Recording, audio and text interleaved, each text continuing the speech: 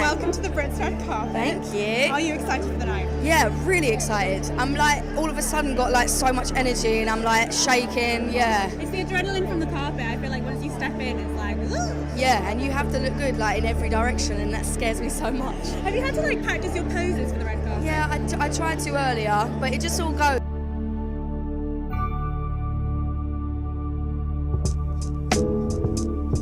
First one comes from Alina Booker from Cologne, who says, what is the weirdest dream you've ever had?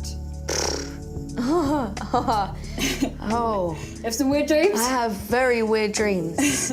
I used to have this recurring one all the time. The thing is, it would be like in bed, and I'd be in my dream in bed waking up, so it'd be like really realistic. Yeah. And there was this one where this man used to come through my door and his eye used to be down here and he'd grab me by my feet and swing me round by my feet, and then I'd wake up. So it'd happen like all the time. Oh my, that is terrifying. Yeah. You don't get them anymore, those ones? Not those ones, no.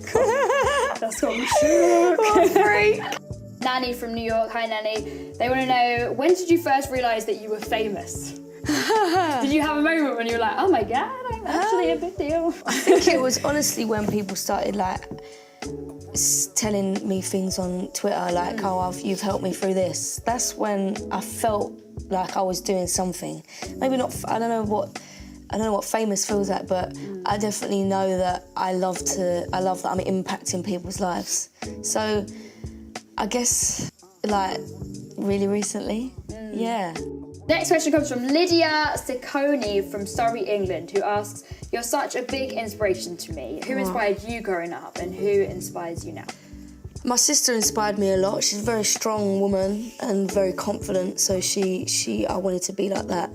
And then artists like Alanis Morissette inspired me lyrically, because she wrote about very different things, so that inspired me to just step outside of the box and think in a different way. We're going to go to London now, Georgine, who asks, what is your songwriting process? Very different every time. Like, oh, really? Yeah, I could be in a taxi and write a whole song on the way home and then have that ready for the studio and go and work with a producer like that way. Or I could go into the studio with no idea what I'm going to write about, and as soon as they start playing some chords, then it all just trickles into my brain. So there's loads of different ways. There's some times where I just get on the mic and just ad-lib different melodies, and then the lyrics come later. So it's all different. I don't really like to have like a specific way, because when you start getting into routines and it starts coming out of routine, that's when it's like, oh my God, I'm getting writer's block, or why can't I write like that anymore? So I just don't think about it. Let it run free. Yeah. We're going all the way to Perth now to Emma Amos. Hi, Emma. She wants to know, how did you meet Ed Sheeran?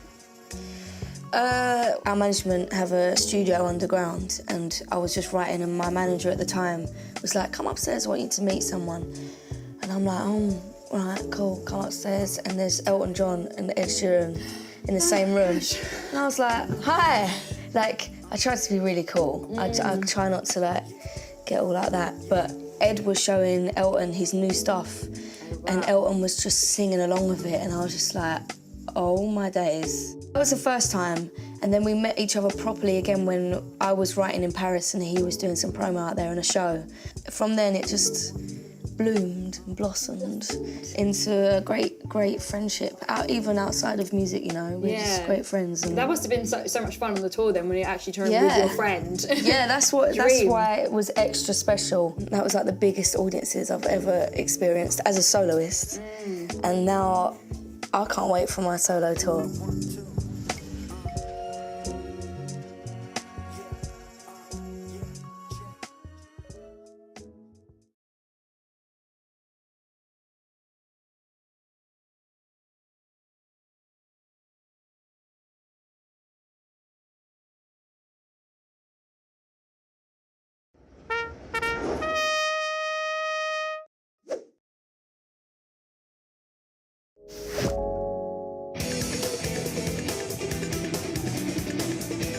Young Hollywood, what is going on? We have Anne-Marie here in the studio. Hi, yeah. Anne-Marie, I have a question for you. Uh-huh.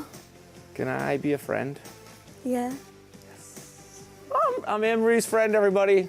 That wasn't that hard, was it? That was really easy. Yeah. I was hoping that, maybe a little struggle. You would No, challenge me a little bit on that. it's easy. So the song Friends. Yeah. With Marshmello. Mm-hmm. It's pretty awesome. How do you write a song with Marshmello? Well, do you know what? It wasn't even planned. Like, we didn't plan to have a writing session and make a song. Mm-hmm. He remixed my song Alarm about 2 years ago, and I loved it so much, but I'd never met him, and he was in London, and my manager was like, just go to the studio and meet him, and that was just the plan. And it ended up becoming a session, and we wrote this and recorded it in like 3 hours. Did he have the helmet on or the head thing on the entire time? Yeah. How did he write? Did he write to you with like a whiteboard or anything? No, he can see what I'm writing. Did he see what you're writing? His head nods. Yeah. He goes, yeah, when he really I feel like likes you're it. on some NDAs for this. Like, you really can't say what happened. Maybe. It's all right. It's all right. Let's talk about the song. Let's talk about the song, because the lyrics here are about putting people in friend zones, right? Yeah. Is that what you do? Are you putting people in friend zones? Not every day, but I always love to write songs that I haven't really heard that, like, vibe before. Totally. I try and write from different points, even if I am writing about a cheating boyfriend, which I do quite a lot. I love to write about different subjects, so this one, I just thought, who's written about this before? Right. And then I thought, if anyone wants to put someone in the friend zone, they can just send them this song. I heard, though, that you actually are very romantic when it comes to you giving people things on dates. Like, you've given flowers to somebody? Yeah, I give flowers to everyone, yeah. Yeah, I love flowers. To friends or to... Both. Dates? Yeah, both. To both? Yeah. Is that weird? Not at all. I would love to get some flowers. Who else would like to get some flowers from Anne-Marie? Yeah. Everybody's raising their hand. Of course. I was a little nervous to hang out on the couch with you because you're so talented. You have a lot of talents. Yeah. Should we just start off with the eyes? Yeah. Because I didn't know this talent until Mary. Let's get this eyes real quick here. Yeah. Look what she can do with the eyes. I need to go into. I need to look into. You can look into the camera. Thing. Ready? Can you see it? Oh yeah, I saw that. Yeah, we heard people laughing in the back. That is wild. I'm glad that came across, because otherwise it would just be me like going. I'm stylist here helping Thank you. you. Her style, Thanks. guys, is her style on point? Yeah. Well, these are flowers. I love flowers. You also, let's talk about talents. You were a karate expert. What belt? Black belt third dan. I would not mess with you. Yeah, I started when I was 9 years old, and then now I'm 3 times world karate champion. What is that? 3 times world champion. World champion? Yeah. Have you ever been in a fist fight before? Yeah. You can tell. Did you win? Yeah, Lose? yeah. Oh But you know what? It's more like it actually sent me the other way on not fighting, because I was a very angry kid. And then when I started karate, I calmed down. Now, one of your really good friends, Ed Sheeran, Yeah. he seems like a really sweetheart. Yeah, he is. Who do you think would win in a fight between you Me. and Ed Sheeran? You would be. You didn't even have to finish